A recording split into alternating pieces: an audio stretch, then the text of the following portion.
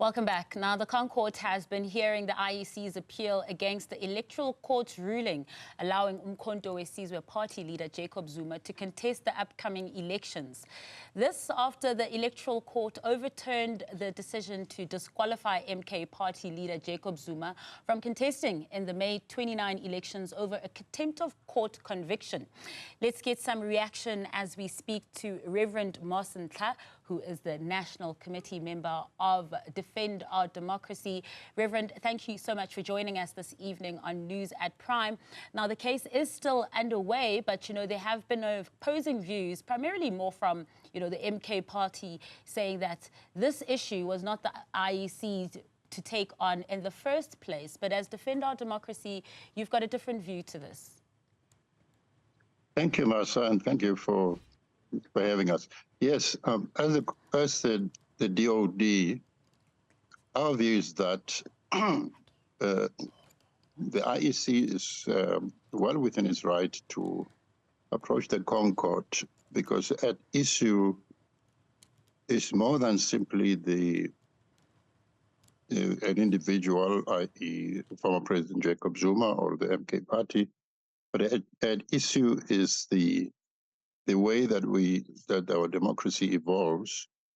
And so it is very important for the IEC to seek the clarity constitutionally on matters that it deems necessary for being able to adjudicate on the matters that will be coming up at this election. So I think that approach to the Concord is a legitimate one.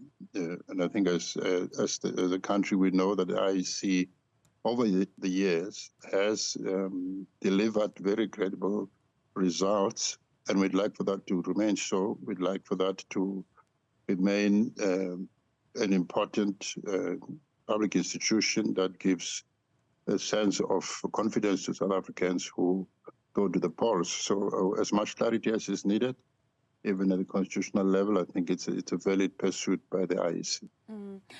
Reverend, wouldn't you also say that this in itself is democracy in action?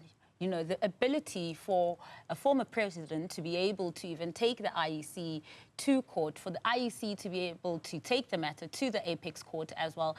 This is all quite an active and lively democracy that we are watching before us. Correct. I think democracy is like that. Democracy permits anybody who feels aggrieved in the way that the justice is meted out to them or doesn't feel that justice is meted out. There are remedies. There are ways in which you can challenge whatever decision is made. And so that is indeed democracy at play. And we should not see that as a negative thing. It's a very positive indicator of the vibrancy of our democracy, the vibrancy of our public institutions. And so it's very welcome. At the same time as well, speaking of those different avenues, now the former President Jacob Zuma also filed a counter-application requesting that 5 of the Court justices recuse themselves, which is a fair request. But do you also find a bit of irony in this request, no matter how valid it may be? Yeah, I think there's a sense of deja vu in the tactics of the former president in that, as South Africans will remember, there have been several ways in which the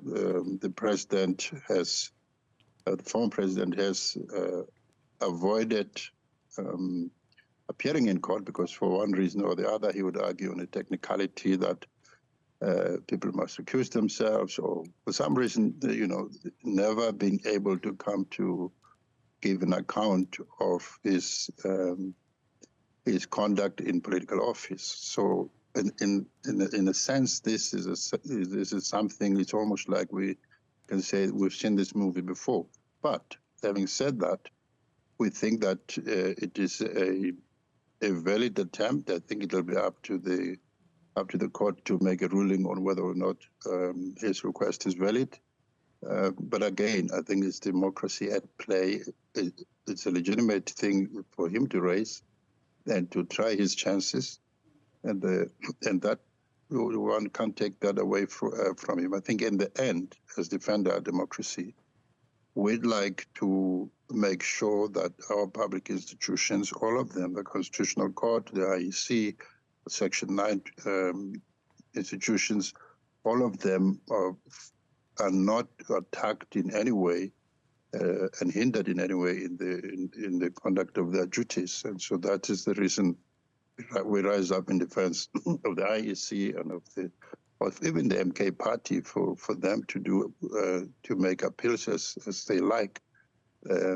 But I think the caveat for us is that all of us as South Africans must abide by the ruling of the Concord, whatever it is. And that would be an indicator that we all respect our apex court, and there are no threats of behaving in deviant manners if the ruling doesn't go our way. And that's what we hope for too. Thank you so much, Reverend Nthla, for joining us on News at Prime.